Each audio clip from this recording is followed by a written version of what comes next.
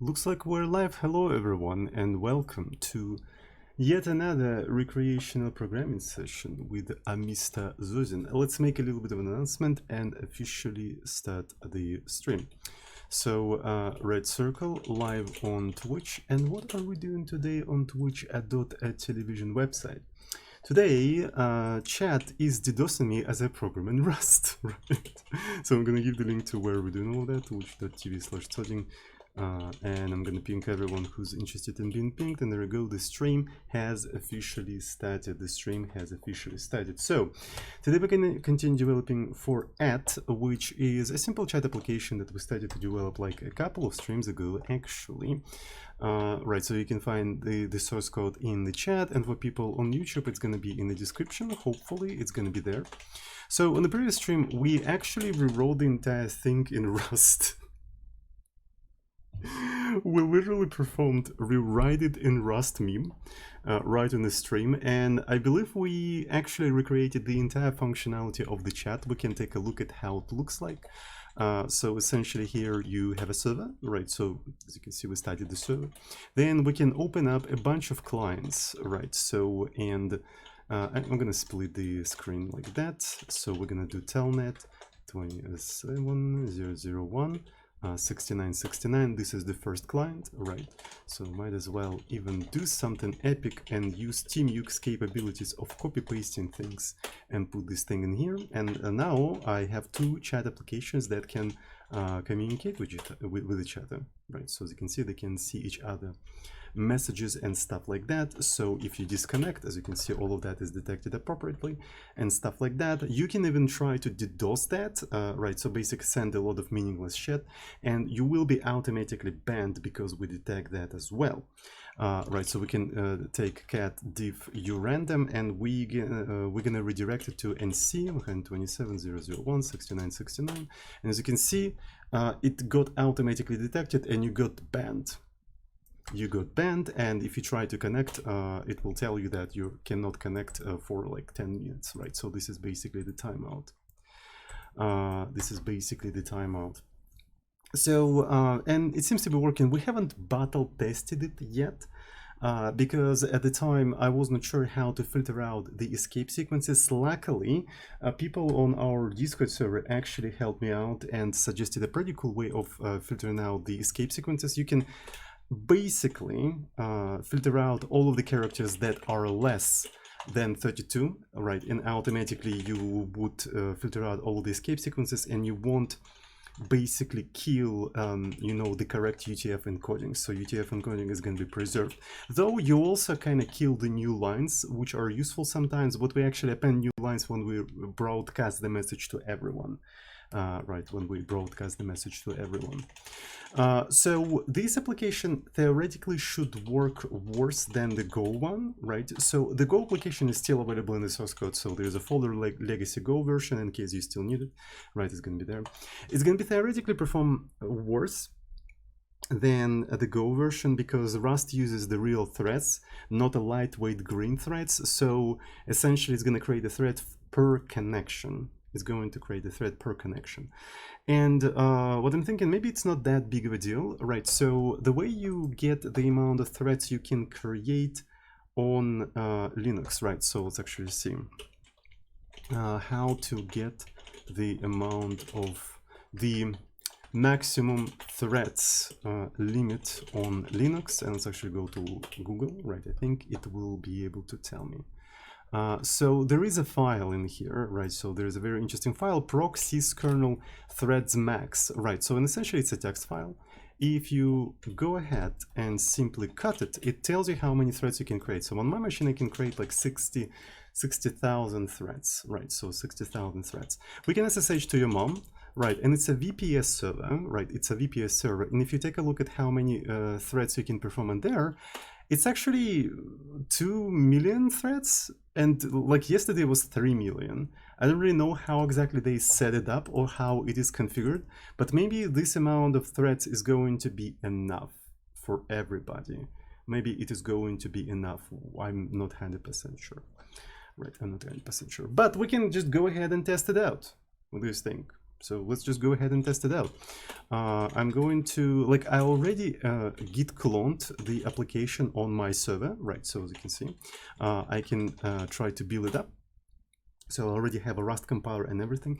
Actually, using Git repo is very convenient in a sense that I can just push some changes and then I can SSH to the server and just pull them from GitHub, right? So those very conveniently update and everything. I think that's actually pretty cool. So here is the server, but to be fair, I would like to actually compile this entire thing in a safe mode, right? So let's actually compile all of that in a safe mode so we do not accidentally leak any sensitive information. I try to screen as much as information as possible. Right, and so let's go ahead and rebuild this entire thing. So essentially, do you guys remember the IP of the server? So I can give you the IP if you guys forgot the IP. So it's going to be actually in SSH config. So I do have the IP in here, the leaked IP. So this is the IP. The port is 6969, right? So remember that. I'm going to start it and try to basically connect there and type something in there. So if you're going to try to type something TOS unfriendly, we're printing only the ASCII codes of the characters, so it's not going to be obviously visible on the screen. So yeah, people are connecting. All right. And we're also filtering out escape sequences, right? So that should be fine. I'm going to try to do that as well. I'm going to try to telnet to this thing and see what people are writing. Hello. So, all right, I can see some stuff. I can actually see some stuff, and it seems to be performing well. Enough. So people are trying to. What the fuck is like? Okay, so let me kill this entire thing. Just a second. What the fuck? People are opening that in the browser yet again, right? So, or trying to establish SSH connection. You don't have to establish SSH connection or anything. What the fuck is this? Right, so God is coming in 2 minutes. This is already like the second time I see somebody actually writing that. Right, so this is already like a second time I see somebody writing that. All right, so some people got banned, by the way.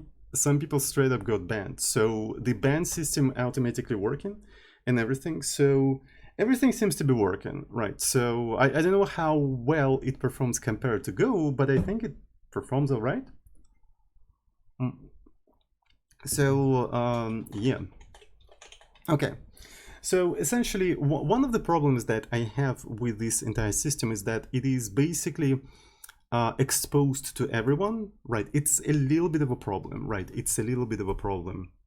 So essentially, I want this system to be exposed only to people that I trust. Luckily, there is quite a few of such people, right? So there is quite a few of such people. So the idea I've come up with, let's introduce for now at least for now. So later we're gonna have something better, hopefully. Introduce authentication token. So essentially, when you start up the server generates a random token, and you can only connect to the server and start chatting after you provided that secret token that only the trusted people know. How can we tell that token only to trusted people? Right, so I came up with the following idea. We're gonna do that through Discord. Right, on the Discord is actually, it's readable for everyone, but it's writable only for people who are subbed or donated through Patreon or like manually trusted, right? So essentially, I created a channel that only the people who have the voice on the server can see. And every time we start the DDoS session, I'm going to be posting that token, that one-time token in this channel. So only people who can write into the server can actually see that token and can actually connect to the server. So all of that is going to be over unsecured connection, over the plain socket connection. So it could be probably potentially spoofed. but it's a temporary solution, right? It's a temporary solution until we introduced encryption, right? So after we introduced this sort of token authentication, right? People instantly said, time to man in the middle, right? So, and of course, the token can be leaked, sure, but we're gonna generate a new token every time we start the DDoS session. Like every time we start a new thing, it's gonna be a new token, and every time I'm gonna be posting it there. So that's gonna be basically the idea. So it's not gonna be a permanent token, it's gonna be constantly changing. It's gonna be constantly changing. Sounds good, sounds Gucci, sounds Tabangucci. And in that case, I will be a little bit more comfortable with sharing the full log of the chat, because I know only the people who have a special role in here can write something there, so we can minimize of TOS and friendly messages on the screen. So that will be a little bit easier for me. So I think it's a pretty good solution, right? More or less. It's not perfect, but it's more or less good solution. So let's go ahead and do that. Let's go ahead and do that, chat. So do you know what that means? Do you know what that means? We need to be able to generate random numbers in Rust. And here's the thing. Rust, the standard library of Rust, doesn't have a random number generator. Because fuck you, it's unsafe, right? So yeah, you have to use crate. Like there is no other way to generate random numbers in Rust except using crates and like cargo and stuff like that. And I'm very much, I call myself like a Spartan software developer. I like to use just like a bare compiler without package managers and stuff like that with minimal dependencies. But in Rust, I'm kind of forced to use cargo. But we're going to be using cargo nonetheless, because we will need an encryption. Right, we'll need an encryption. And for the encryption, luckily, by the way, in case of encryption in Rust, there is such thing as a Rust TLS, right? So it's a basically open SSH alternative. It's a TLS library, but it's implemented 100% in Rust.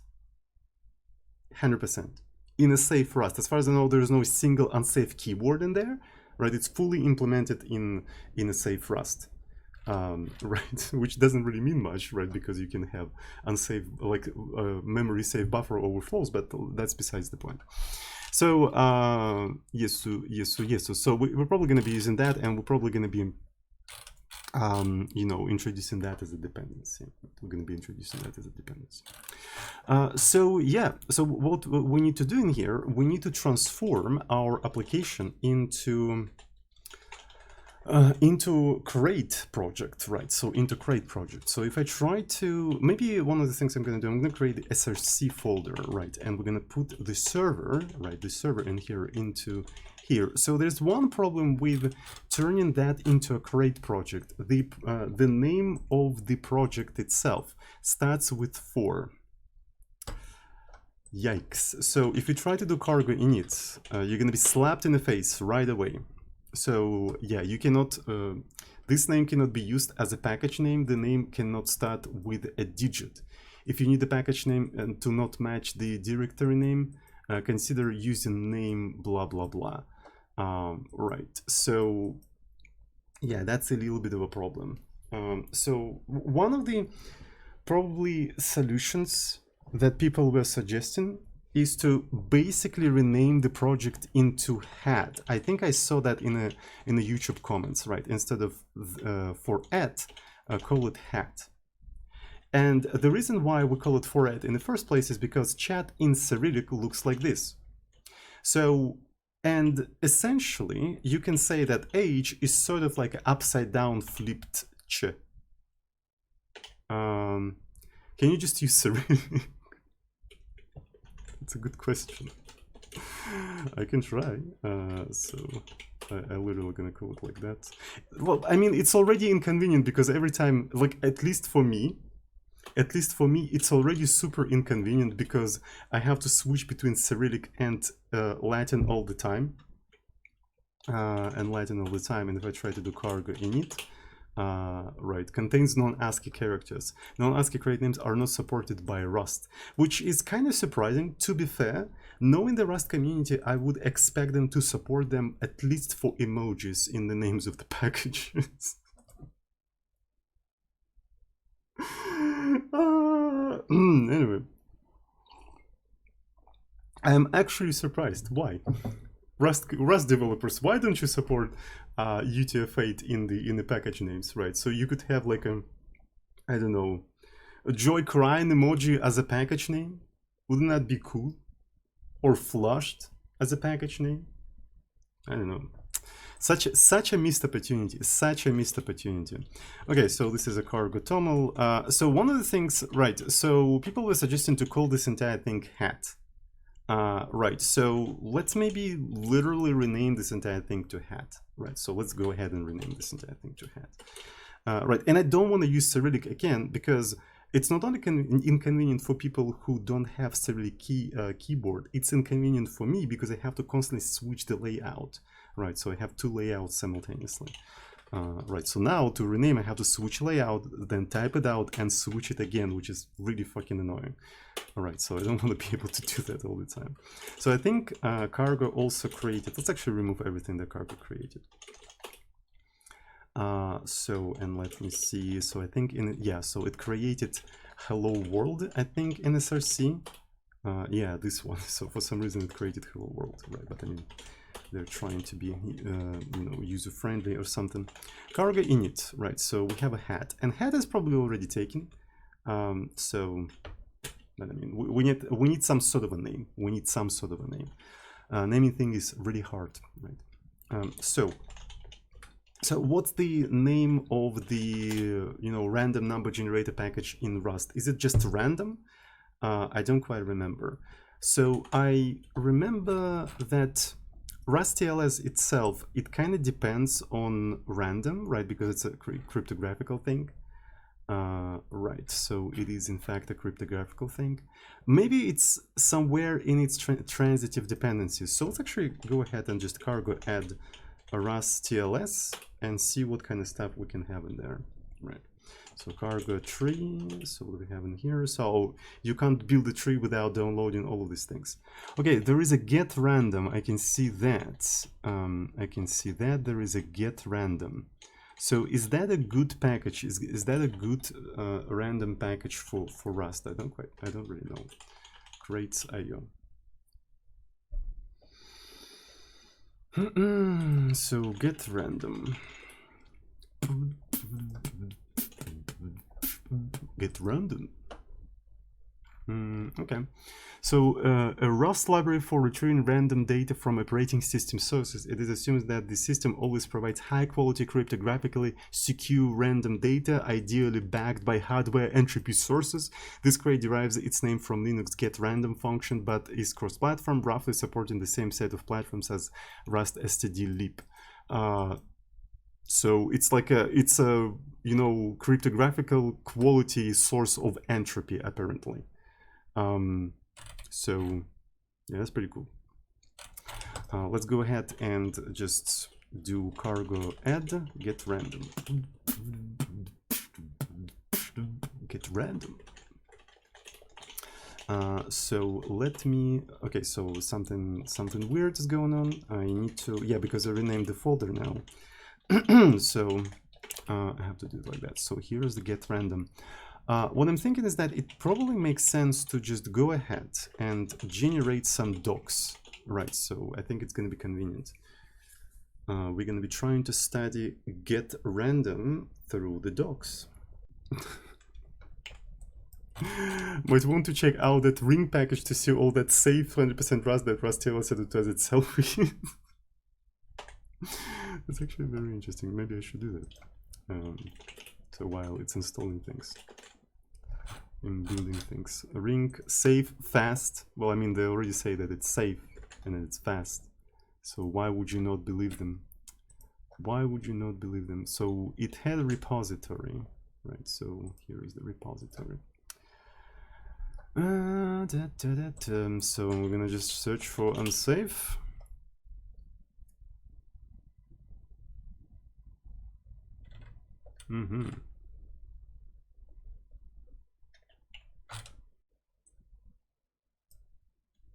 Are they literally calling to OpenSSL? Does RustTLS literally depends on what? Why are they calling to OpenSSL if that's supposed to be drop-in replacement of OpenSSL? I don't quite understand what the fuck is going on. Maybe it's something else, maybe. Okay.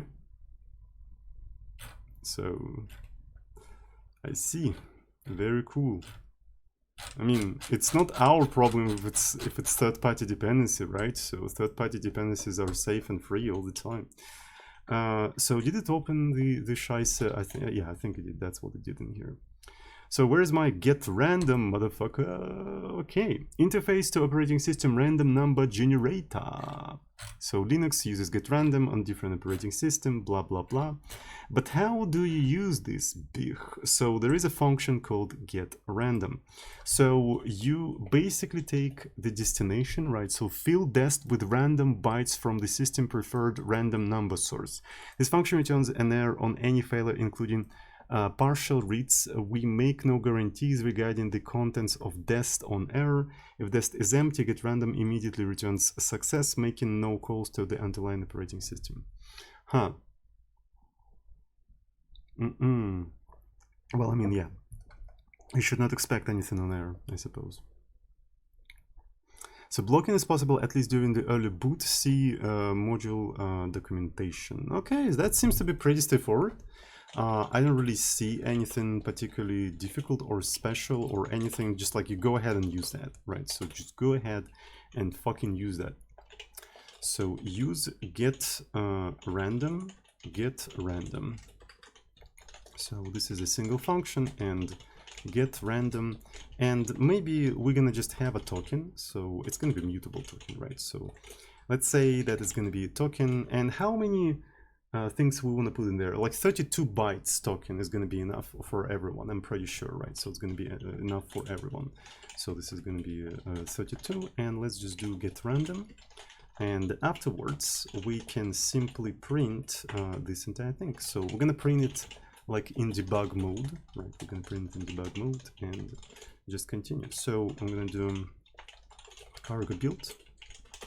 Let's do cargo build. So no target specified in manifest. Yeah, I see what is going on.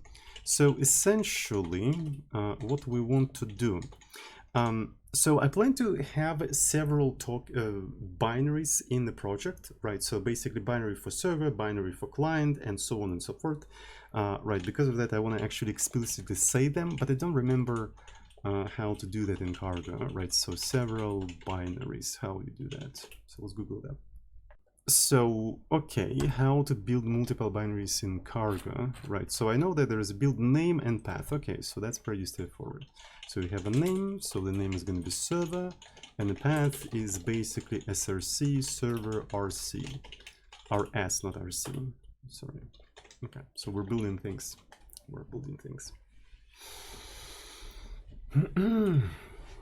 Okay, love it. Rust experience, proper Rust experience. We're not even doing anything serious yet, but yeah. Already having fun. Okay, it doesn't fucking compile. Because this thing has to be mutable, right? So you want to actually pass it by a mutable reference, right? So there you go. So it complains about some shit. Oh yeah, because it may fail, right? So because it may fail, we want to actually say something. Let's say something pretty mundane. So ePrintLN, something like this, error could not generate random access token, right? So we're also gonna put it like this. So this is gonna be token. There we go. And we're building, and let's try to maybe run it. So I'm gonna do cargo run and see. Let's take a look at the token. So that was a bad idea. Cargo run like this. Okay, so we got the token. That's pretty cool. So maybe it would be better to do it like that. So is it random every time? It seems to be random every time, honestly. So I think it is in fact random every time. One of the things I would like to do, I would like to actually render that token properly, all right? So as a string or something like that. So let me see. So how can we do that? We can iterate through each individual byte and turn that byte into hexadecimal. Right, so is there any way to do that? Rust U8 into hex, right? Is there easy way to do that? Base 64, that shit, but that requires like another package. Do I really want to install that? I want to, okay, so there's a hex string and it's also a separate package. Right, so I just want a hex, right? Honestly, I want a hex. Okay, so Rust and up. Okay, so you can do it like that with access, but this is for each individual byte. Maybe that is fine. Maybe that is fine. And we're writing that into a string. So that's actually a pretty cool idea. Because a string in Rust implements a writable interface. You can write things into strings. Right, so you can write things into string. So let's go ahead and try to do that. So where is my Emacs2? So I'm going to take token. And I wonder if I can just do it like that. So do we have to do iter? I don't quite remember, but I mean, it doesn't really matter. So I'm going to print ln, right, and I'm going to say x, but I think I can put x in here, right? I can put x in here.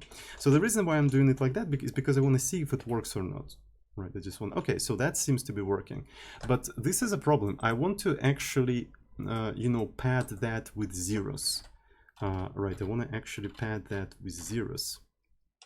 Okay, so thank you so much. That's precisely what I needed in here. That's pretty cool. So I can do it like that.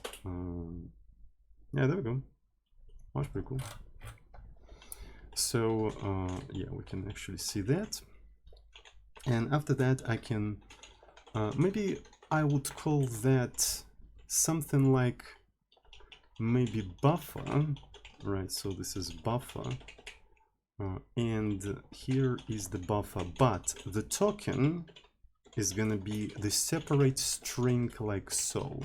It's going to be the separate string like so, and I can write into that token specifically, and then I can just, you know, create that token. I don't even have to write it in a debug mode. I can just write it like that, and that should be more than enough. So token, we take it by a reference, by a mutable reference. Okay, so it doesn't know that string is in implementation of write because we need to do that, which is kind of surprising. So FMT, yeah, okay, so that's fine. That is actually fine. So what else do we need in here? The name write is defined multiple times. Wait a second, but really? So that is bizarre. Method cannot be called on mute string, does not satisfy trade binds. Right, stdio. So am I going crazy? Excuse me. Because in here they showed an example where you could literally just do that. It's a mutable string. Okay. So I don't see any problems whatsoever, but it doesn't really allow us to do that super easily. So yesu. Let me actually see IO write versus FMT write Rust. Rust people, I swear to God, like a conflict. G. Maybe I need to read the output of the compiler a little bit more careful. Doesn't satisfy this thing. String doesn't satisfy write. Must implement or write FMT method. Right. So the following trait is implemented but not in the scope. Use this thing, but when I add this entire thing, right, when I add this entire thing, it complains that there is previous input of train here, we inputted here. Other right, used import, blah blah blah. Okay, so conflicting import write for both recursive try. Okay, so let's see how exactly you resolve these kind of things.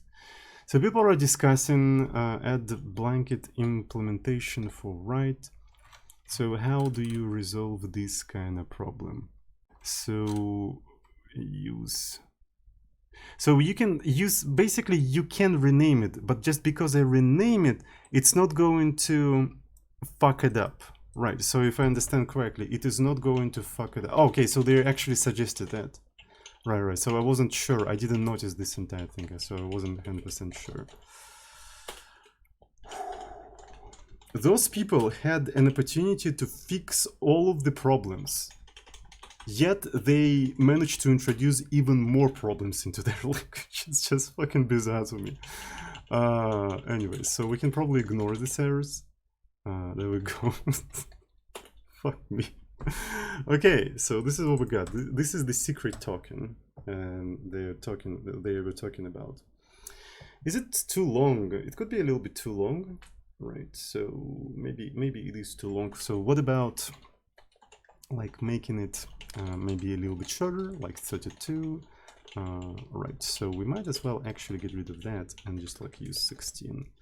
Right, and just put it like that, and that's the full token, right? So, and every time it is different every time.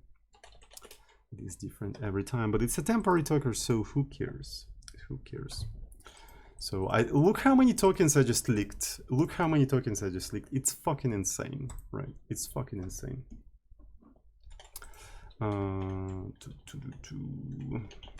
So now we need to somehow pass that to the server, right? We need to pass that to the server. So we can essentially take the function server, and pass the token there, right? So the token is going to be like this, token string, and so we're literally moving that token inside of the server as we start the thread. So this is the token. So if I just do it like that, right, and recompile, everything seems to be fine. Cool. So the server now is aware of the token. They are aware of the token, but we have to now introduce a state for the client. We need to introduce the state of the client. So as soon as the client is connected, right, we just add this client to the list of clients, right? So connections and stuff like that. And we read their messages and we broadcast their messages. So, but we need to keep track of whether those clients are authenticated, are authorized or not authorized. So that's quite important, I think. Right, so to do that, we're going to use, you know, a modern technology, modern persistent technology called a Boolean, right? So authorized. It's going to be either false or true. So authorized. So that's pretty cool. What's interesting, what's funny is that we can authorize people on the client side. That is very interesting, because essentially when a client is connected, we spawn a thread and call the client function, right? So we call the client function. And interestingly enough, right, so we basically start by broadcasting the client connected. What if in here the first thing we'll do, we'll try to read, we're not going to broadcast that new connection to the server thread. We're not broadcasting it to the server thread.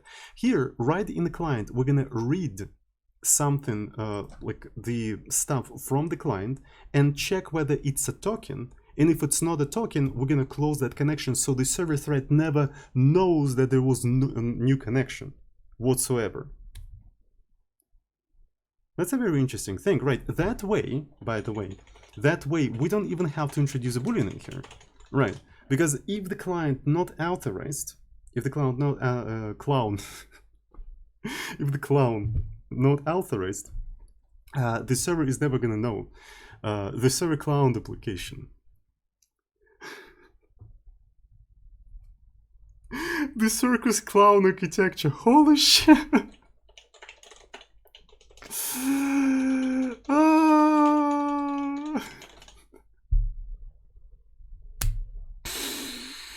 Why is this so fucking fun?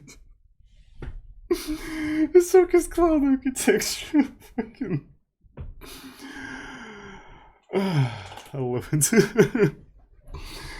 So what kind of patterns do you use in your application? The Circus clown architecture.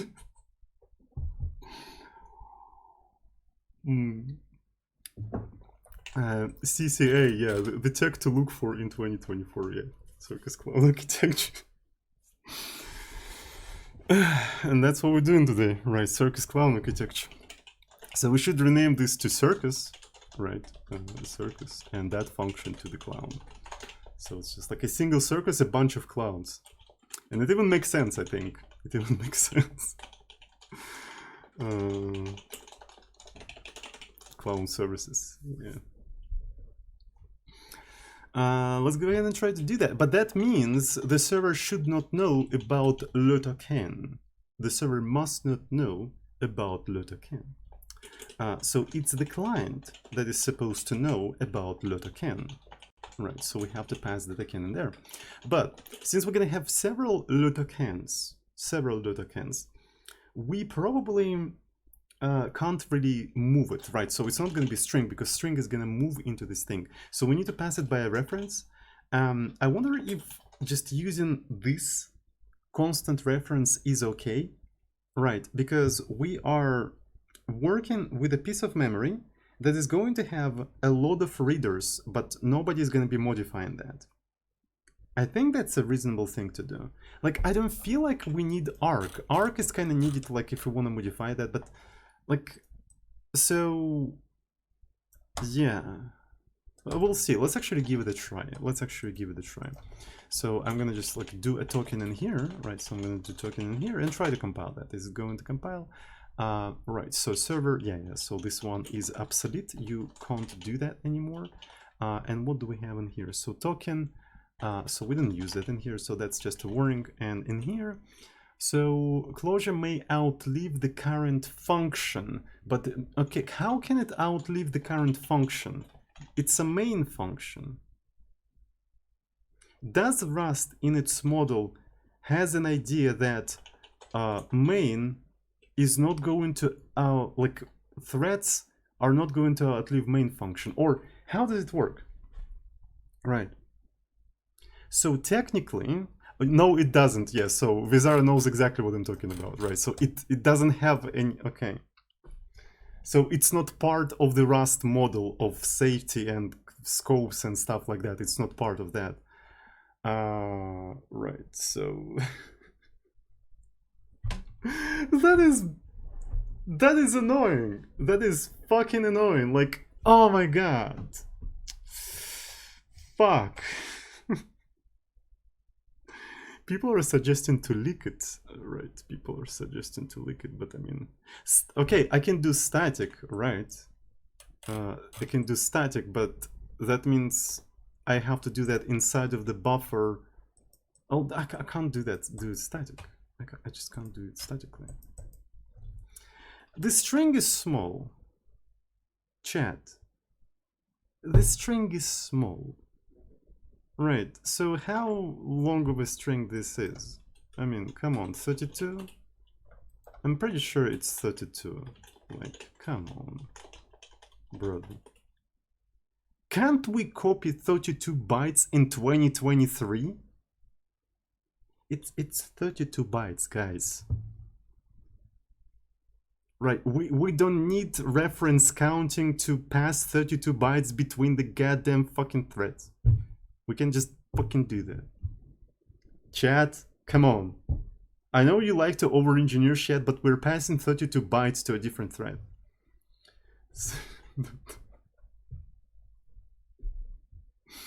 Too much memory leaked. Okay.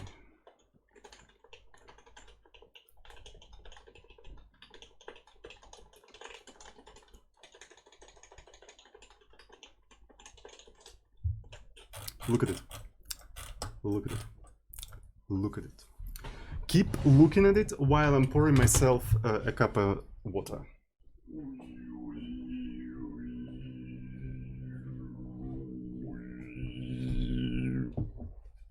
Ooh. So what we have. Let's try to compile it. So Autocannon. So it's unused. So I'll just put it in here. So token closure may so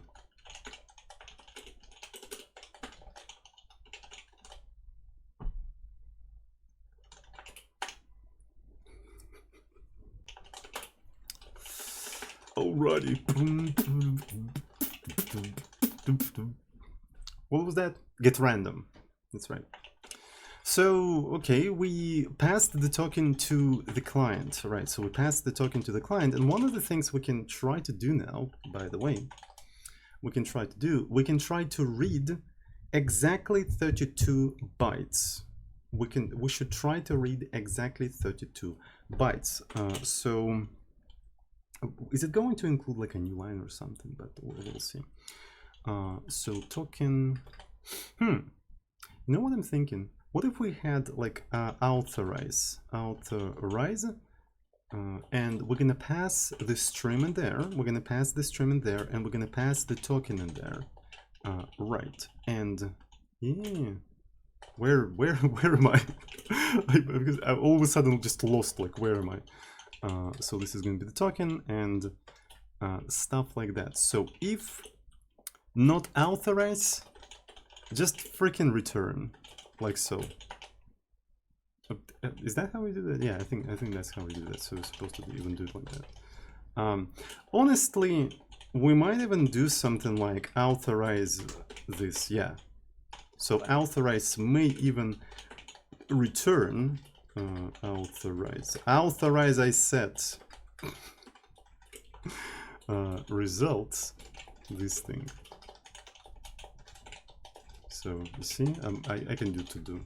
So we just do authorize, and if it failed, we're gonna log something in there saying that we could not authorize. Stop fucking mocking me. Anyway. So, and it will just basically short circuit the entire thing and just quit, right? So that's basically the idea in here. But we also need to accept stream arc. By the way, so if I want to, this will effectively move this entire thing, but I don't want to move it, but I also don't want to clone it. Is that a thing that people do? Is like, do people pass arcs by a reference, like immutable reference? It's fucking Rust, I swear to God.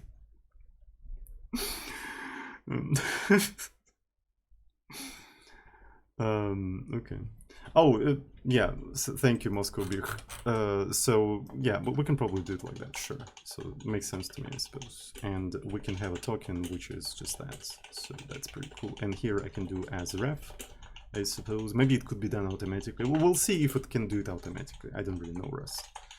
Right, so we can do shit like that. So, okay. So here we can pre-allocate some buffer, the buffer. So, and the buffer is going to consist of 32 characters, right? So it's going to be U8, 32, and it's going to be 0, 32. One of the things we want to do, we want to read. Is this how you read? Let me see how you usually read. Yeah. So you do stream, read, mutable buffer. You want to keep it mutable. That's for sure. You want to keep it mutable. And so let me see. So it may also return an error. It may error. And in that case, we want to do map error. So this is error. And we're going to say, ooh, interestingly, for the login purposes, we'll probably need the author ADDR. Right, we'll need the author ADDR. Can we just do this thing a little bit up there? Right, and pass the author ADDR like this. It would make sense to maybe pass it by a reference, right, so we don't copy it or anything like that. Right, so here is ADDR, and I think it's a socket ADDR. All of that is by reference. All of that is by reference. So in here, we're going to say error could not read authorization token from ADDR because of that stupid thing. So maybe we also need to mark these things as sensitive. So ADDR is sensitive. I renamed sensitive to sense because it was taking too many characters. I was too lazy to actually type it, so it's now sense. So it's just sense, but maybe it's just easier to do it like that. I'm talking about, so it's a sense error. Does it look cool? Chat, tell me that all of this shit looks cool, right? I just say this is a sensitive stuff right now. Makes sense. You guys are very funny. Thank you so much. I really appreciate you all. Right, so we read some stuff in there. And I suppose this entire thing also returns how much stuff we read, right? How much stuff we read. And in here, we probably need to check if n is less than 32. Maybe we can even say bufflen, buff. That kind of fucked it up a little bit, so we didn't read enough. Or maybe somebody's trying to slow Loris us.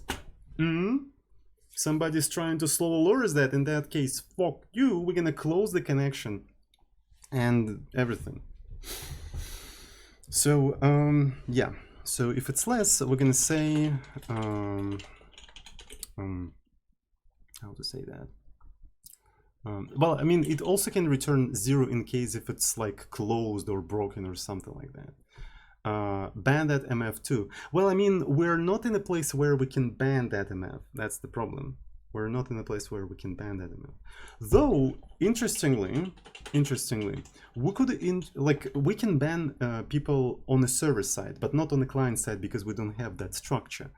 But we could extend the message type in a message, and we can say ban and just pass an IP in there. Right, so what is that? I think IPADDR. Right, we can basically introduce a message and let the clients, without connecting the new clients, just ban certain IPs right away. So we could try to do something like that, but I mean, I don't really want to go into that yet. So it's one of the solutions that we can have. What if someone mistyped? You're not supposed to type it, you're supposed to copy paste it. You're supposed to copy paste it. Alright, so who types tokens? Excuse me. Who types tokens? SMH my age. Anyway, so authorize.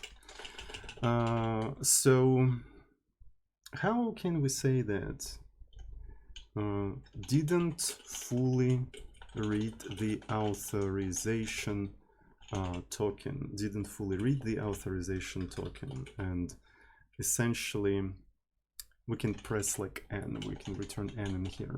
And in this specific case, what we can do, we can just shut down this thing. Alright, so stream shut down. How do we usually shut down thing? I can steal some stuff from here. Right, so map shut down both. We're shut down both read and write, and map error, like so. Del could not shut down ADDR. Well, I mean, we can put it like this because of that. Sense ADDR. Can you see shit? You can see shit. Sense error. There we go. And in here, well, in that case, we're still gonna do that. We can just ignore it for now, right? Because it doesn't really matter if we couldn't do that, right? So we can just like log it. Didn't fully read the authorization token. Only this amount of bytes. It's only this amount of bytes. And then we just return error nothing. All right, as soon as we got everything, right, as soon as we got everything, we can essentially take buffer from 0 to n, right? So, and that's basically the slice that we can turn into this thing. So from UTF-8, right? So, but can we do that from UTF-8?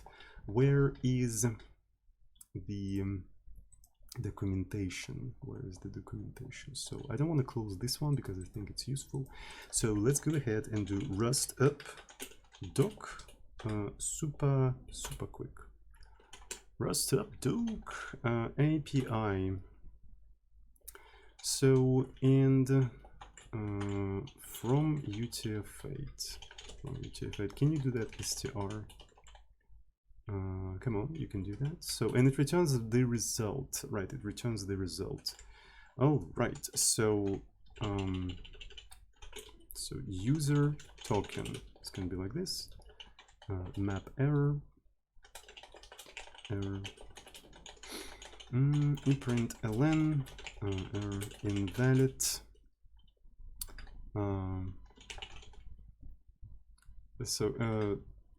Token is not a valid UTF-8. Right, so we're gonna put error in here, and that's about it. So we're gonna just do it like that. And afterwards, what we have to do essentially is just compare these things. So user token, right? User token is equal to token, right? And if it's not, right? If it's not, what we can do is essentially just log user provided invalid token, right? User provided. Well, I mean, on every of these things, we have to do the shutdown. We have to do the shutdown, which actually hints to a very interesting thing. What if we move it outside of authorize? Right, what if we move it outside of authorize? So we can do map error, like so, error. Well, I mean, in that case, we know that it's going to be this thing, and we can just move that entire shutdown there, literally, and we don't have to do that anywhere else. And that's pretty cool, I think. So, yeah, there we go. So it's going to be return that, then return that, and then user provided invalid token, and we just return error like so. And at the end of this entire thing, we just return OK, like so. So that's the entire authentication, essentially, right? So that's the entire authentication. So not storing tokens as salted hashes. Maybe it would make sense to actually do that, right? So to not leak them. But I mean, it's a temporary solution, right? So we're not even passing them over a secure connection either. So we have bigger problem than you think. So so actually salting them and hashing them won't solve the fact that we're sending them over an encrypted connection. So why do you need to brute force it? Like, just do man in the middle. So all right. So this is authorization, this is that, so here we're explaining what exactly is happening. So here, then after that, we're shutting down the entire stream. Do we need to do anything else? I think that's basically fine, right? So that's basically fine. Okay, so let me see. So is it built? Okay, so let's go through the compilation errors. So this is an address not in the scope. Okay. So this is the author ADDR, right? So this is the author ADDR, and the buffer. So expected but found. Okay, so you want like taking the reference in here, and a stream. Okay, so apparently you need to do as a ref in here. So I thought maybe it will automatically convert this entire stuff, but it didn't. Cannot borrow as mutable, and read must be mutable. Right, read must be mutable. But can I just do it like that then? Right, type differ as, can I do mute ref? Right, I cannot borrow it as mute ref. So that's a little bit sad, yeah. So down there, we're doing as ref and read, but we can't pass it like that. Yikes.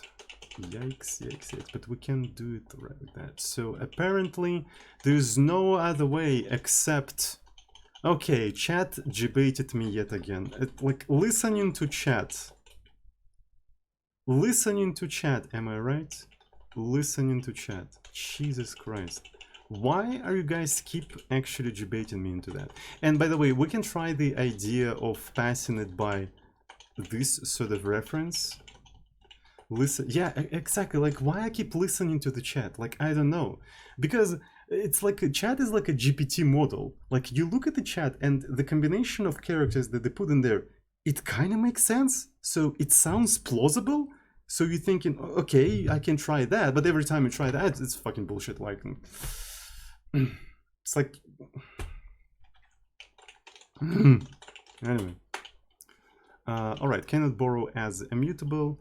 All right, so can we do as ref and yeah, and my idea worked. And my idea worked, of course. I tried the chat's idea. It didn't fucking work. My idea just worked. Of course. Of course. Why I keep listening to the chat? Why I keep listening to the chat? I don't freaking know. I don't freaking know. Maybe because I like you guys. Anyway, so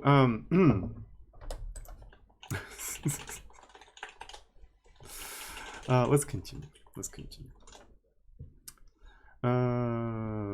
So are humans equivalent to sophisticated LLMs when in large enough quantities? Maybe, probably. Probably. To be fair, yes, because as far as I know, LLMs, they're not really being intelligent in a classical sense. What they're doing, they're modeling conversation between hypothetical AI and a person, except every time they want to model what the person should say, it's forcibly substituted with what you actually said. Right. So essentially, right, so you have an AI message, right? So whatever you generated, then a human, right, and then it's substituted with your message, right, with your message. And then this prefix is given to the language model and it continues, right? It continues writing its words. But what's interesting is that theoretically, it may continue writing your message.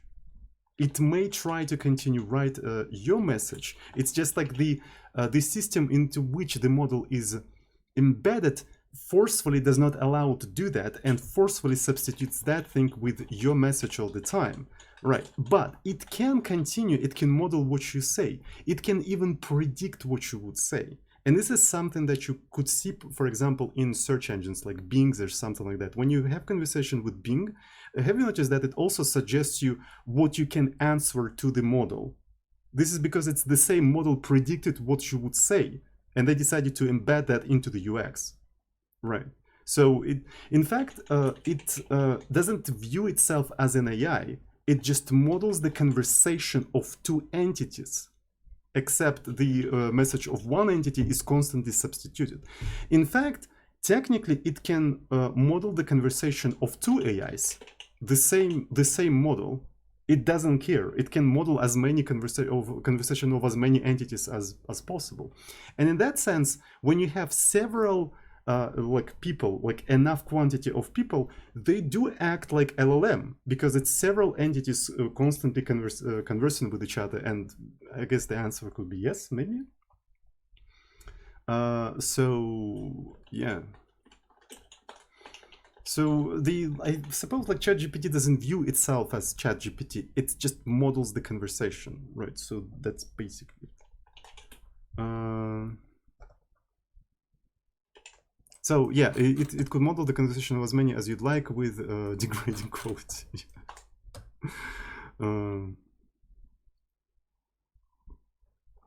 So this is how at least I understand how language models works. So I'm not really, an expert in the field. Right, but they're just modeling the conversation. So it's a mathematical model of conversation on the internet, right? Not only in the internet, but it's, well, I mean, it's specifically fine-tuned. In case of ChatGPT, it's specifically fine-tuned and tweaked to be a mathematical model of the conversation of you with ChatGPT, right? As weird as it sounds, LLM behind ChatGPT is a mathematical model of conversation between you and ChatGPT, right? So, yeah, recursive definitions, I know, but I mean, that's the definition that makes the most sense to me, because it's not a raw language model, right? So they took and trained unsupervised language model, like huge language model, but then they fine-tuned it to act, to work better on modeling the conversations between users and the chat GPT. So it's just fine-tuned and refined to behave in a certain way, right? It's not a raw language model. Raw language models, like in the wild, they're very, very dangerous. They unaligned, I guess. They can say N-word, for instance. Very, very dangerous.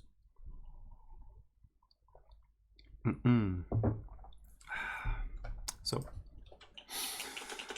let's continue. So, all right, so everything seems to be compiling, so we need to test how this entire scheisse is going to work. So you know what, by the way, I feel like we should say something to the user when they fucked up, right? I think, yeah, could not read authorization token. So if this error has happened, that's fine. We don't care about that. Here, we could probably say something, right? We could probably say something on all of these things, right? So we could probably say something on all of these things, but we probably want to say something in here, right? So let's actually do it like that. Stream, right? Maybe we can do in something like this, write a len, invalid token, right? Invalid token. So yes, so stream, is that something we can easily do? I have a feeling that maybe not. Error. So here we want to ignore that. Println error. Could not send. Could not notify client about invalid token. We can say which client, so it's specifically author ADDR, and we can say the error. You can't see shit, you can see shit now. Right, so this is going to sense author ADDR, sense error. There we go, so we got this thing. And we don't really care if it succeeds or not. Right, so we just like say invalid token, we'll log if something went wrong, just in case, right? And then we shut it down, right? So, but we don't short circuit anything, any of the execution or anything like that. We just like fire and forget, right? But log just in case, so you can troubleshoot that later if you want to. Right, so sense, yeah, very funny. So here we're borrowing as mutable, right? So as ref. Can I do as ref? Yeah, I can. Yeah, boy.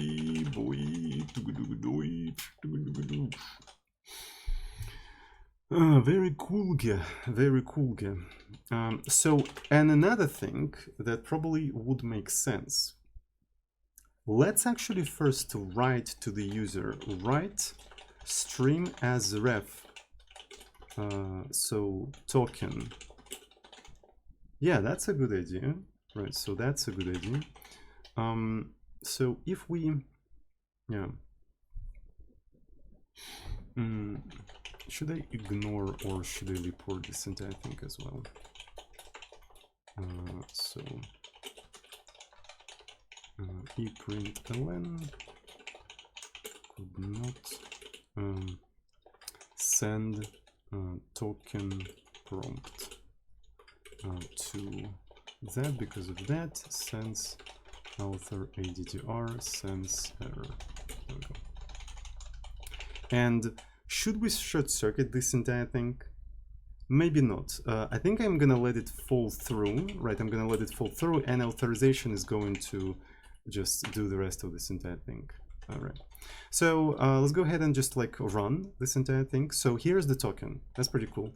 So yeah, we connected and everything. So telnet 27001 6969 token, provide the token. So what we do, we can actually put this thing in here, and yeah, so did we connect? We actually connect. I think we need to notify the user that they successfully authorized. I think that's quite important, right? So okay, eprint actually println something like this, info authorized and this is Essence author ADDR, and we can also do write-len stream as a ref. Welcome to the club.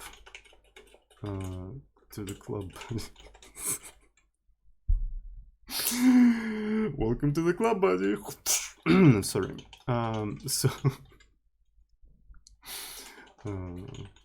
Okay.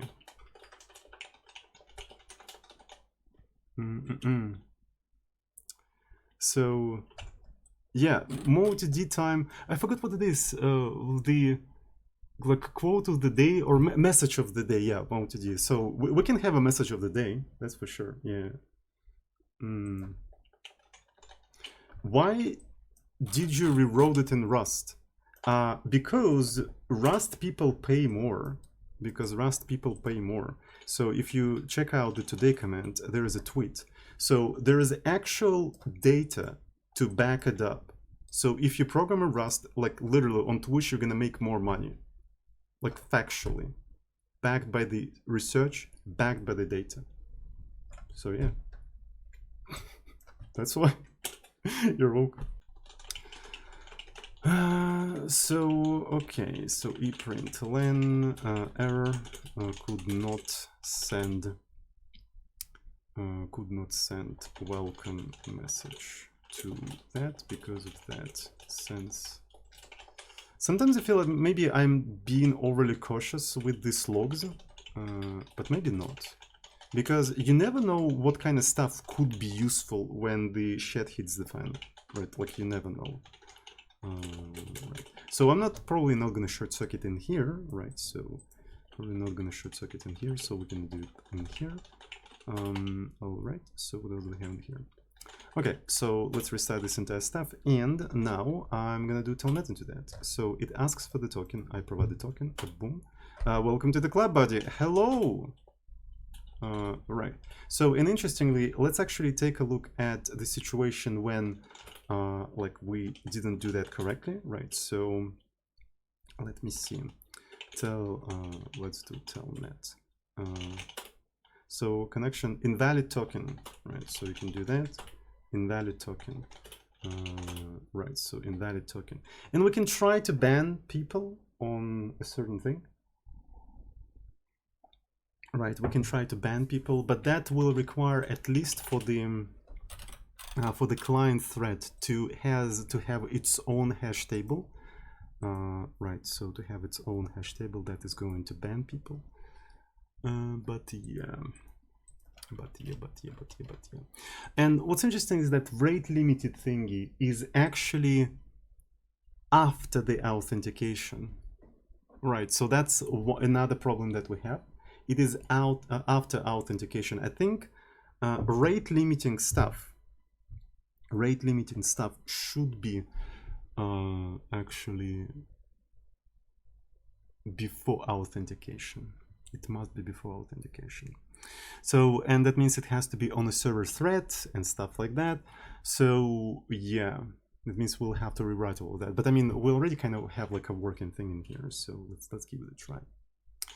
Okay, guys, so what I'm gonna do, I'm gonna simply go ahead and commit whatever we have already, and we're gonna try to test that, right? So we're gonna share the token only to the users in the Discord, right? So who have the voice and stuff like that, and hopefully I'll be able to safely show the thing on the on the stream, right?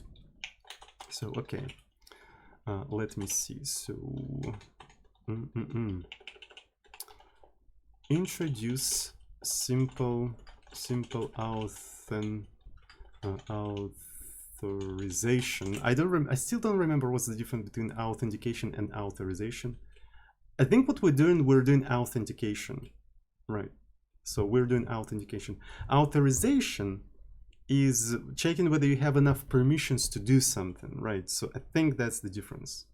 Right, so what we're doing here is authentication.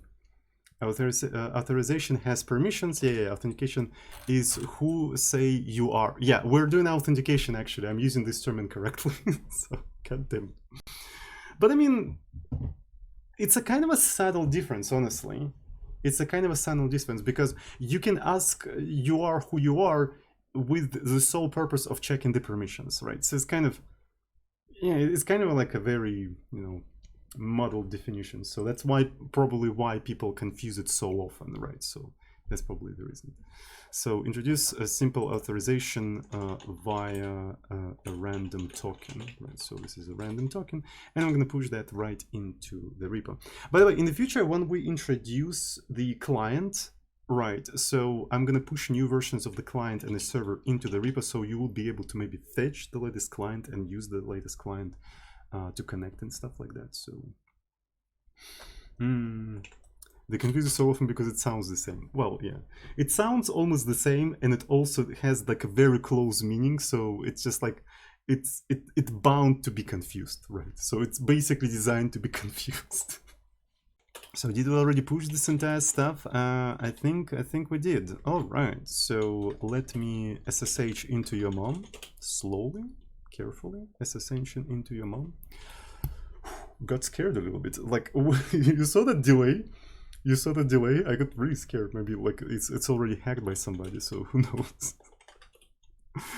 Okay, so let me see, and I'm gonna do for @ and I'm gonna fetch the latest changes like this. Git merge origin master. It's not master, it's main. Okay, whatever. So we have some changes. Okay. So git checkout server or S, right? So I basically set the safe mode, right? So I set the safe mode. So let's actually merge this thing. Okay.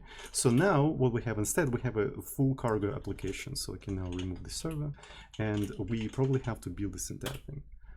All right. So yeah, of course, we also need to download all the dependencies on the server. Sure.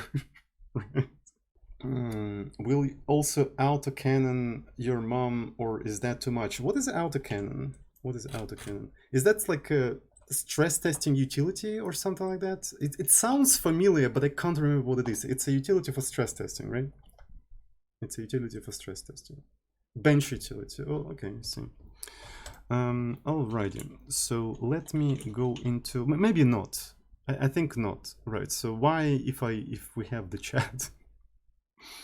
All right, so this is going to be server RS, and so this is going to be safe mode. Let me put it to true. Right, so I'm going to do cargo run. And not run, build. We're going to build it first. Okay, so I need the IP. I need the IP. So I'm going to go to SSH config. So this is the IP. I'm gonna copy paste the IP to the secret place on Discord. Right, so this is the IP 6969. So telnet. Maybe I'm gonna even do something like console. Right, so this is a console. So this is how we're supposed to use this entire thing. Okay. Discord. Okay, so this is gonna be that. And I suppose, where am I, by the way?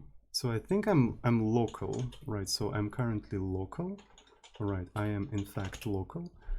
Oh, okay, so I already moved this entire thing on to a different machine, right? So I already moved this entire thing to a different machine. And I'm gonna do cargo run.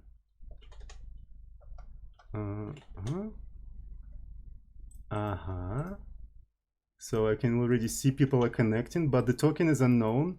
The token has been posted in the chat.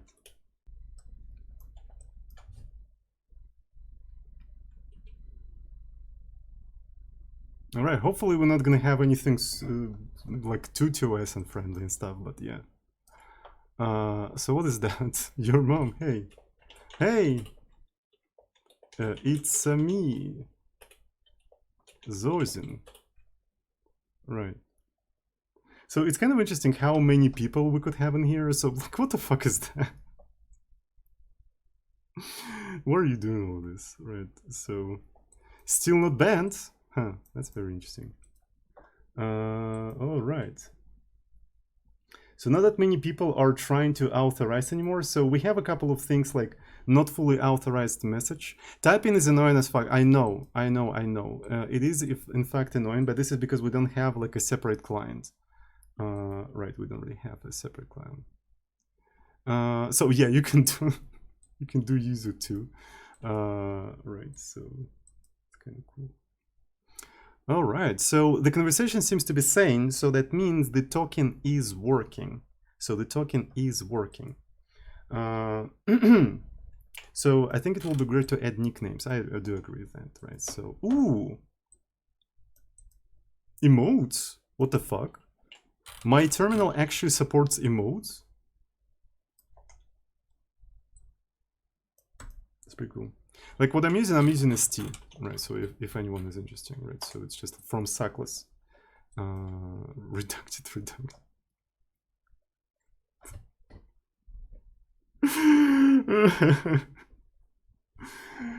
Alright, I love it. Okay, so I guess this kind of testing is a little bit more sane, right? So I disconnected everyone. So that's pretty cool. Okay, thank you everyone for testing. So, and now the big reveal, that was the token. And this information is now useless for you because the next time we're going to generate a new one.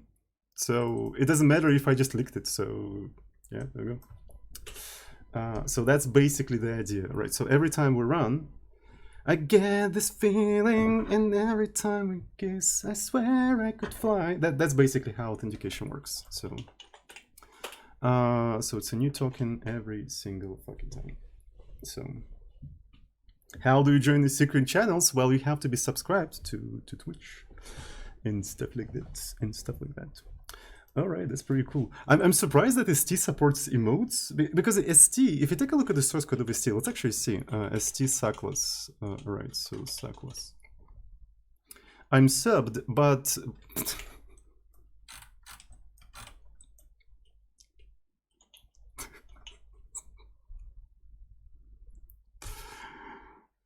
okay.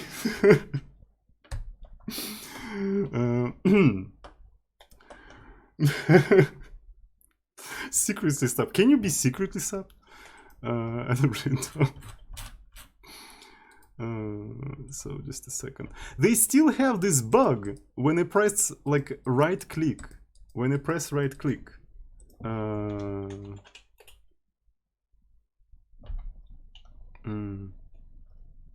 So I now have to open PCMan FM, which may take some time because I think they recently migrated to GTK3, and all of the GTK3 applications are super fucking slow for me. No, I think PCMan, yeah, so they're still using GTK2. At least like I can see that from the theme in here. So I have to press this thing in here, and only then I'll be able to finally press right thing in here. There's so many freaking bugs in Chromium. Right, so it's the first bug is with the pop-up that I experience all the time. The second bug is losing the anchor position when resizing, and these are like very old bugs, and it don't like nobody's gonna fix them. It's the same shit as with that old like 21-year-old bug in Firefox, right? So it's just like such an obscure, real minor bug that nobody gives a shit, right? Because that's the idea. Anyway, so let's actually download this thing. So this is the ST. So if you never seen ST, right? So I'm gonna unpack it, right? So I already unpacked it, and that's the entirety of the source code of ST. And if you want to build it, that's it. It's built. The entirety of the terminal has been built. The entirety of it. So, and we can take a look at its clock, right? So I'm supposed to put dot in here. There we go. So it's 4,000 lines of C code. I guess you can implement such terminal in 4,000 lines, right? So if you don't implement all of the possible like escape sequences and stuff like that, right? So, and what's funny is that if you run this specific version, like it looks like this. It looks like this, and there is no config to customize it, but there is config.h. Yes. So the way you customize it, you modify config.h, and you re-fucking build this entire thing. So, and then you run it again, and there you go. You just reconfigured it. Like you just increased the size of the font. So that's so fucking cool, actually. I really like that. So yeah, but I configured it to look like this, right? So it also has a zoom in and zoom out automatic, but like for me, I had to reconfigure it slightly differently. So you can actually go to config.h, right? And if you just search for zoom, there we go. So here is the zoom, and you literally use the X11 key codes in here for, like, you know, shortcuts and everything. What I did, I think I did like plus, and I think when I press shift, it's underscore, right? So underscore, something like this. And if I try to compile this entire thing now, I think it will compile. Right, and then it's going to be st, and now I can increase the size. Actually, it increases kind of slowly. So one thing I can do is, instead of doing +1 and -1, I can do +2 and -2 in here and rebuild it again. Like, it's kind of a convenient way of configuring this thing. And the configuration itself is kind of self-explanatory, right? You just like look around, you can assign different colors and shit. Right, so, and all of that is going to work. So now it works a little bit better. It actually zooms in and zooms out very quickly.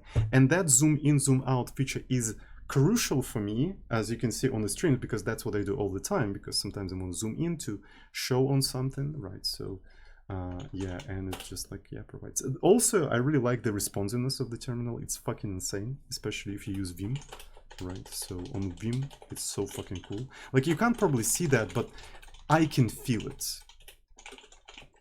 Right, so it's just like, oh my god, it's so... I wish my Emacs was as responsive as Vim in ST. Holy fuck, I love it so much. It's so cool. And it handles calls correctly, so yeah, I could not recommend it more. Like, it's a really cool terminal, so I'm gonna even put it in the description and references and stuff like that. So descriptions and references. So ST Suckless. Less lines, less response time. Yeah. Yes. Okay, I'm already streaming for 1.5 hours, and I think I need to make a break. I need to refill my cup of tea, right? Refill my cup of tea, cappuccino, and everything. And after that break, we are going to continue developing these things. So while on the break, I'm gonna also think what we're gonna do next, right? So we'll see. Maybe we're gonna jump towards encrypted connection, right? We can take a look into the Rust TLS, or I heard the creator of curl call it Russells, right? Is that the official pronunciation of Rust TLS? I think it's pronounced like Russells or something like that. So yeah, I don't think I didn't see where they officially stated. Don't forget to prepare keys for KGB.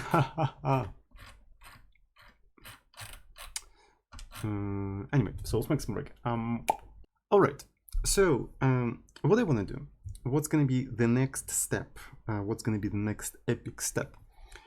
Right now, our authentication is inside out, right? So it's kind of weird how it works, because first layer that we have authentication, right? Auth, right? Let's call it Auth. Then we have rate limit, right? We have rate limit, and I will even say band limit, rate limit, text filtering, right? Text filtering, and only then the broadcasting. Casting to users, right? Broadcasting to users. So this is the sort of layers of protections you have to go through to get to the broadcasting to the users, right? Broadcasting of messages, right? So you send the message, you have to get through all of these sort of layers. And that is kind of weird, right? Especially band limit being after the authentication, right? So essentially, first of all, you are not rate limited at the stage of asking for a token, right? You're not rate limited, so you can actually spam tokens and you're not going to be banned, You're not going to be banned. If you get banned at broadcasting the messages, right? If you get banned at broadcasting the messages, it will still ask you for authentication. You will be authenticated, and only then it will tell you that you're banned. So I have a feeling that the layers of protections, layers of filters should be roughly like this. Right. So first of all, when you connect, you checked that you're banned. If you're banned, go away. You're banned, MF. That's it. Then, okay, we go into asking the token, right? And if you start spamming random tokens and stuff like that very quickly, you're rate limited. So rate limit should still apply to the authentication as well. And also we should check whether you didn't put any garbage in there. Though, even if you put some garbage, we'll already have that like a little bit in there. So I feel like it has to be something like that. Right, so it has to be something like that. Auth ban, yeah, so it's weird, right? It shouldn't be like that, I think. It shouldn't be like that. It's just like, it was easy to implement it like that right now, but what we need is something like this. What we need is something like this. All right, so, and once you authorize, this is broadcasting of the messages. So let's spend the rest of the time of the stream that we don't really have that much left on basically implementing that, right? Taking this authentication layer and moving it like to here, So let me see how we can do that. So we are in Visualizer, right? So this is not the correct project. Right, so where am I? It's called for at. Oh, it's we were in. I forgot that we renamed this thing. Okay, so I forgot that we renamed this instead. So now I'm gonna go into the server, and essentially, what I feel we have to do, we have to get rid of this authentication, authorization, whatever the fuck it is, from the client. Right. As soon as the client connects, we just add it to the server, and that's basically it, right? So we don't do any of that stuff, just like add it to the server. So I'm gonna even remove this entire stuff, though I wanna keep the whole, you know, prompt thingy. We're gonna be moving it somewhere else, right? So as of right now, I'm gonna just like comment it out. It's not gonna be used anymore, right? So the first thing we do when the client is connected, we take its address, the author address, then we send the fact of connection to the server thread, and we continue as usual. So the client is actually very, you know, lightweight thread that just like relays the messages to the server, and the server does the rest of the stuff. Right, within the server, when the client is connected, this is where we're going to be doing the authentication stuff. This is where we're going to be doing, because you see the client connected, the first thing we do, we check if that MF is banned, as we should. You just connect, are you banned, MF? You're banned, MF, get the fuck out. So that's precisely what we do in here. Right, so we're also checking whether the ban has been expired and not expired, and everything's fine. We are connected, and I suppose this is where we have to perform the authentication. So that means it has to be very much stateful.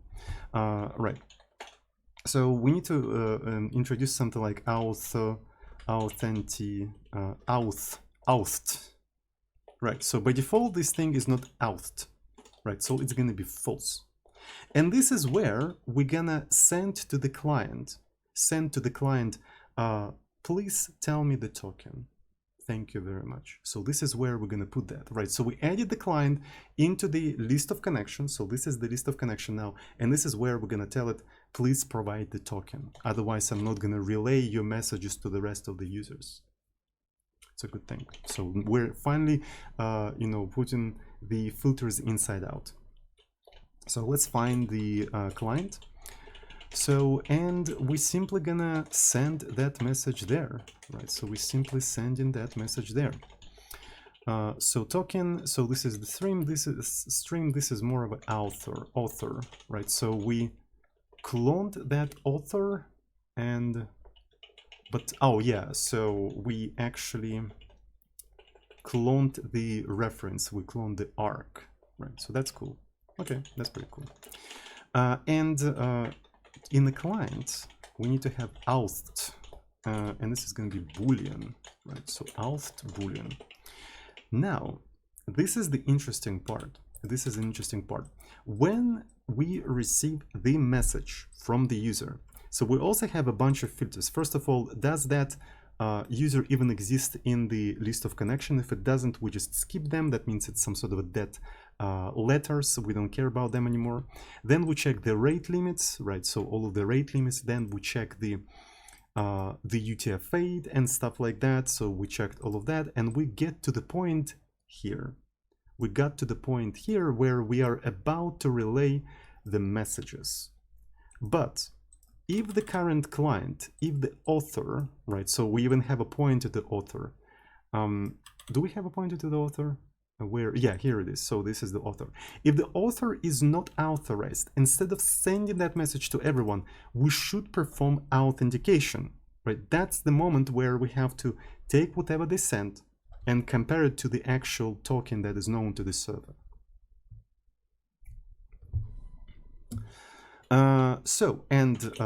This is how we can do that. So author, auth, right? So if the author authorized, only then we're sort of like sending all of that to each individual client in there.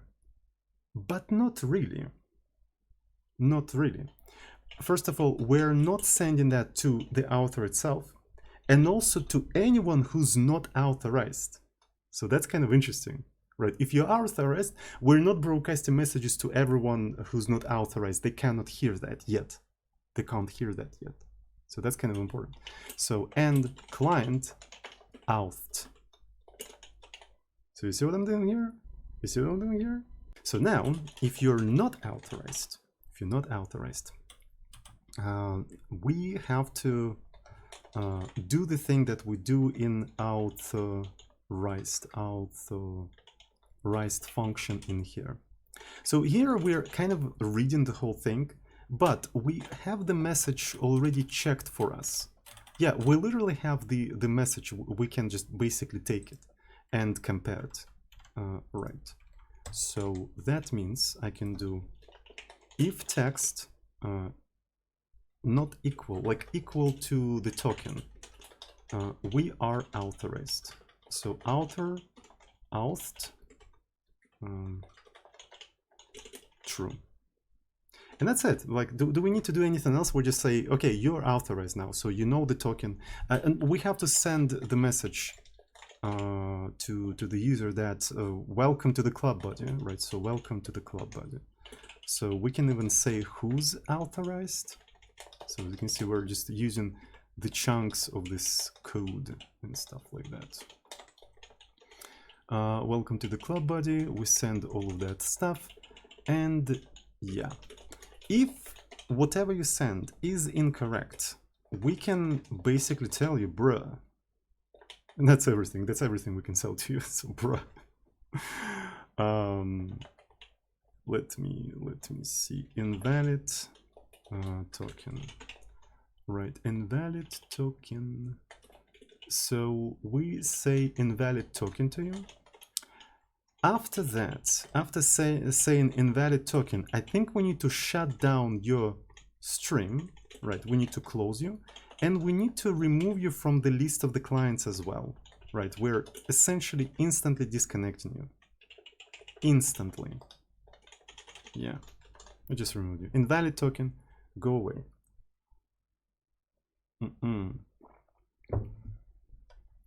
So that's pretty cool.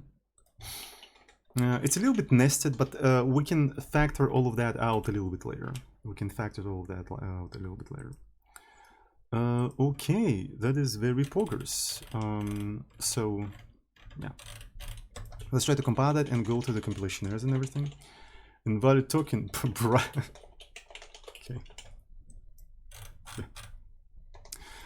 sure. What are you talking, bruh? Can you see that? Can you see that? Yeah, it's here. So yeah, there we go. Let's go to the compilation errors. This is not the compilation errors I wanted. Cargo run. So what are you talking about in here? So we don't have a token. So that's the point. We need to accept the token in here. And that makes it easier. So now we don't have to copy 32 bytes on each individual connection. The very thing everyone was like so wind up about. Oh my God, you're copying 32 bytes on each individual connection. What the fuck? We can't afford that in 2023. We can afford programming in Python in 2023, but we can't afford copying 32 bytes in a very low level language. We can't do that. So now we don't have to do that. Now we don't have to. So here's the client. We don't accept the token in here. We don't care.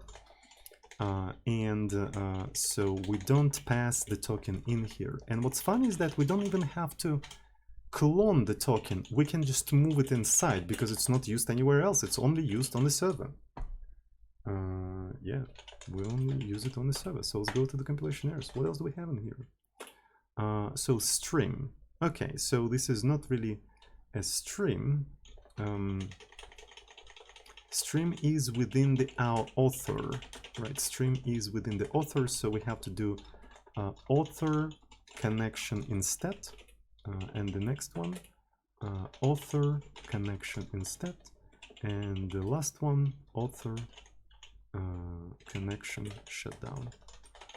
Okay, so what else do we have in here? So token clone, we don't have to do that. It's redundant. What else do we have? Now we have, okay, leaked token, by the way. Leaked token. So let me see. So we don't need this function anymore. So let me actually do build. There we go. Okay, that was actually easier than I expected. That was really easier than I expected.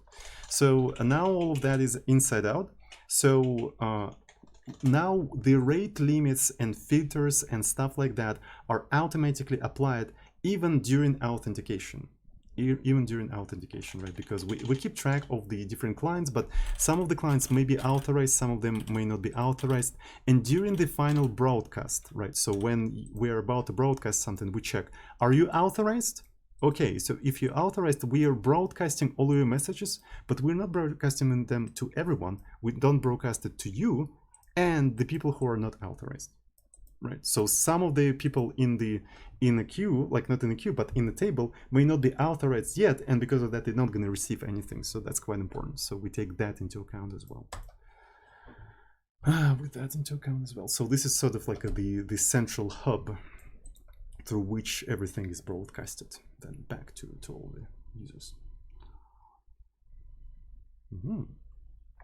So let's see if it's going to work. Surprisingly, it compiles, right? So it seems to be working. Compiling.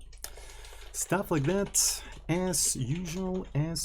So let's actually cd there, like so. And let's do cargo run. Right, so this is the token. Now I'm going to try to connect to telnet. Yeah. Telnet 270016969. Okay, it asks for a token. That's cool. Now I'm going to grab the token. We can set a timeout for how long you wait for a token. We can set a timeout. Right, so essentially if you're keeping the connection for too long, if you're trying to slow Loris us, we're gonna just close that connection right away. But anyway, so I'm gonna put this thing in here, and welcome to the club, buddy. Right, so hello. All right, then I can just probably close the connection and everything. So what if I provide something like this? Invalid token, bruh. Invalid token, bruh. Right, so that's basically what's gonna happen. And interestingly, can I now cut def urandom to NC 127.001.69.69. What's gonna happen? You're banned, MF. You're banned. Straight up fucking banned. Straight up fucking banned because you were too naughty. Right, we didn't authorize you even yet, but now you can't connect, right? So because that So you don't even get to the authorization, right? So you don't even get to the authorization. So yes.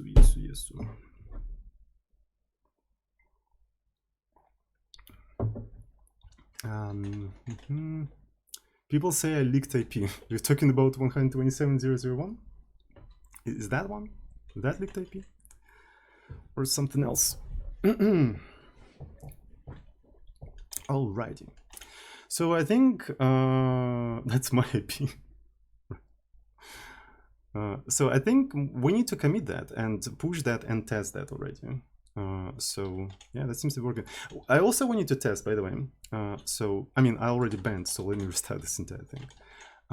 Right, so I'm connecting in here, and then what I do is I authenticate myself, and then I go here and I do telnet like this, and boom. So now I can send some messages in here, but I'm not receiving any messages in there. Right. Look, I'm sending and receiving messages, so the server receives them, but I don't get them in here. So, and that's kind of important. That's kind of important. So one of the things we can do now, right, so I can authorize myself like this, and I can now start sending, and now this thing actually works and sends the messages. So, okay, it seems to be working as intended. Seems to be working as intended. So let's go. And let's close this entire thing. So let's go. So I'm gonna close this stuff and boom. Isn't that epic, chat? Isn't that epic? I think that's pretty freaking epic. So move authentication to the server thread. And I'm gonna push that right into the repo. Okay. It's kind of cool. I really like how architecture slowly evolves, right? So it's like layers of filters and stuff like that. And I never developed anything like that before, so it's kind of interesting for me as well to explore the way you can structure this entire code. So, okay. So let's just say into your mom. Clown circus architecture. Hi bro, I want to ask something out of consideration. What would the best full stack for a web app with the best performance? Yeah, there is a new kind of architecture. It's called Circus Clown architecture. So you probably heard about server client architecture, right? Service client architecture. Forget about that.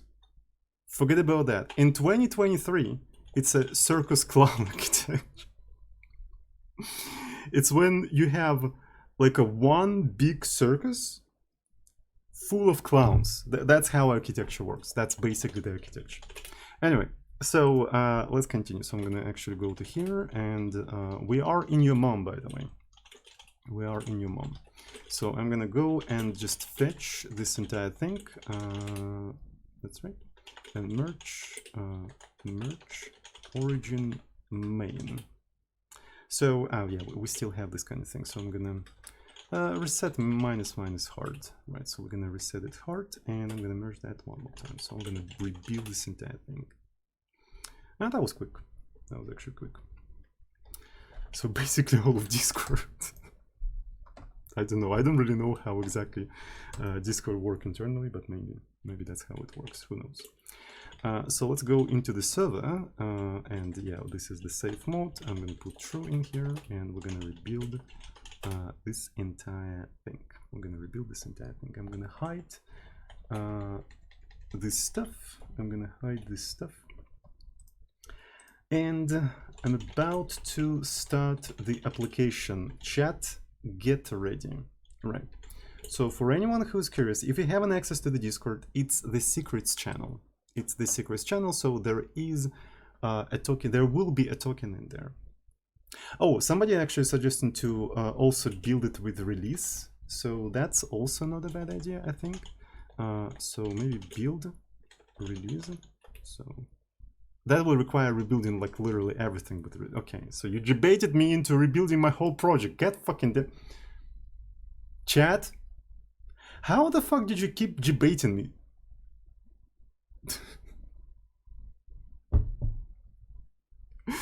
Chat literally baited me into rebuilding my entire project with release on a server. Alright, so that seems to be fine. Target, I think it's release, and this is a server. Alright. I'm about to actually... Chat, stop! I can't copy-paste the token yet. You guys are already connecting.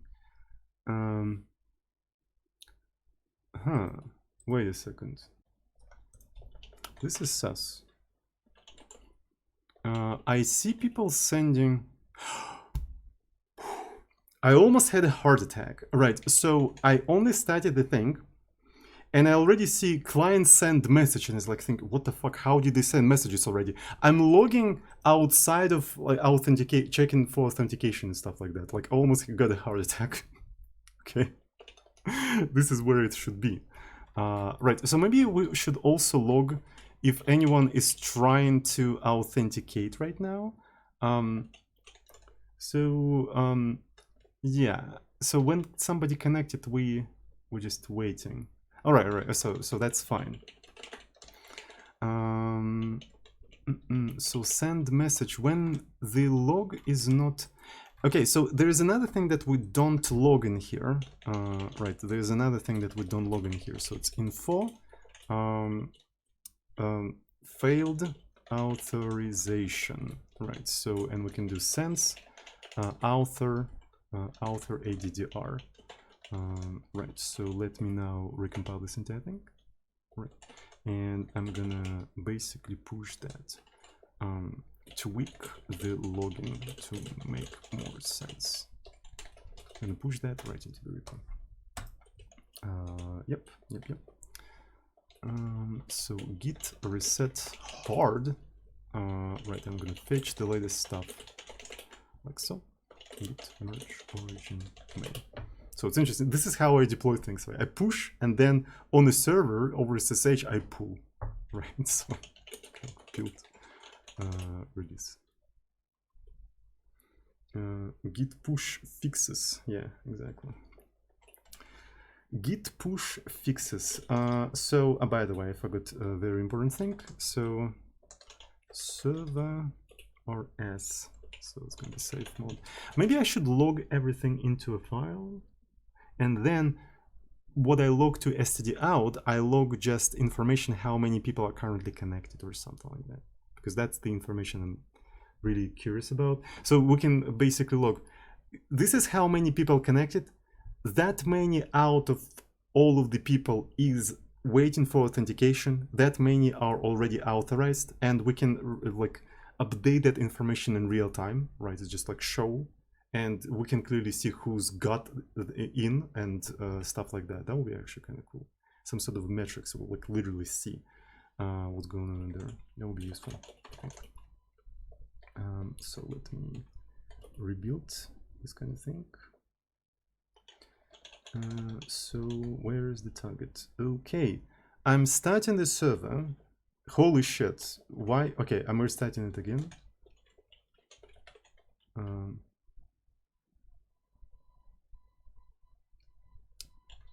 You motherfucker. Okay.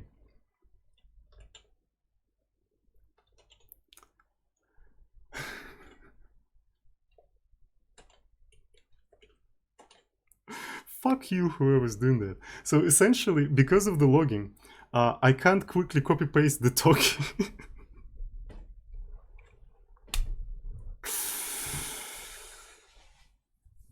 Good one. Thank you so much.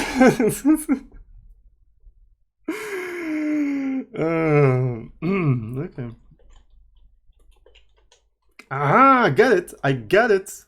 I was sneaky. Okay, so the thing is this. Okay, this is the new token. Okay. So yeah, people are authorizing. Fuck you, whoever been doing that. Fuck you. Tricked you. Okay, so you just have to do that like suddenly. Essentially, what we probably want to do. Oh fuck. Okay, I see.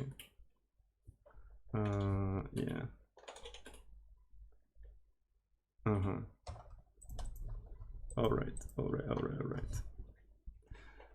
And here we're slowly going to the next topic, maybe for the next day.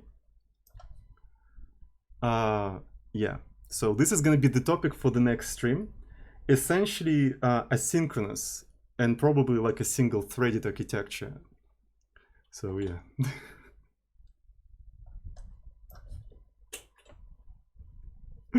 Actually DDoSed.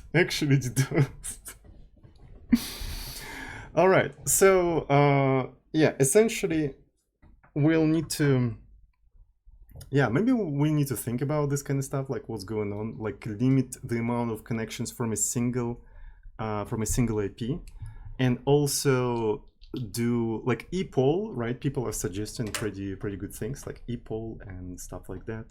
Increase your limit. I don't think it's gonna solve it. I think it's gonna solve that. It has to be solved slightly differently, but yeah. So yep. So we're gonna actually finish it for today.